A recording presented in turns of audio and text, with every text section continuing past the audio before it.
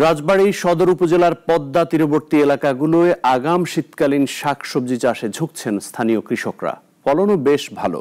সরকার সার বীজের দাম কমালে লাভের মুখ দেখবেন বলে আশাবাদী তারা। হেলাল মাহমুদের রিপোর্ট, জানাচ্ছেন ইসরাত জাহান। প্রকৃতিতে কড়া নাড়ছে শীত। শীতকাল মানেই খাবারে থাকবে রঙিন সবজির বাহার। বাঁধাকপি, ফুলকপি, টমেটো, শিমের মতো বাহারি সবজি চাষে ঝুঁকেছেন রাজবাড়ীর কৃষকরা। সদর উপজেলার উড়াকান্দা, কাচরন্দ, গোপালবাড়ি এলাকায় ভারী বৃষ্টিপাতের কারণে এবছর দেরিতে শুরু হয়েছে শীতকালীন সবজি আবাদের কাজ। সব জিনিসের দাম বেশি, খালি দাম নাই কৃষকের মালের।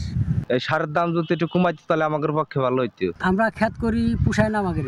সার ওষুধের দামটা একটু কমা দিলি সরকার, তাই আমরা একটু বাঁচি। সবজির আবাদ ভালো হলেও দাম নিয়ে শঙ্কায় সবজি চাষিরা। সার কীটনাশকের দাম বেশি হওয়ায় লাভ নিয়ে তারা চিন্তিত। তাদের দাবি, সার কীটনাশকের বাজার মনিটরিং করলে লাভের মুখ দেখবেন তারা।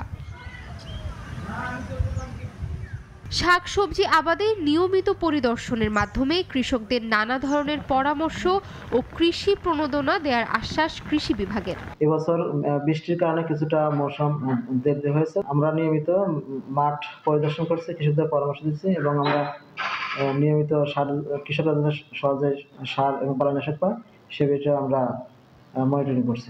রাজবাড়ী সদর উপজেলায় এবছর 1225 হেক্টর জমিতে শীতকালীন সবজি চাষের লক্ষ্যমাত্রা ধরা হয়েছে, যার অর্ধেকে ইতিমধ্যে আবাদ হয়ে গেছে।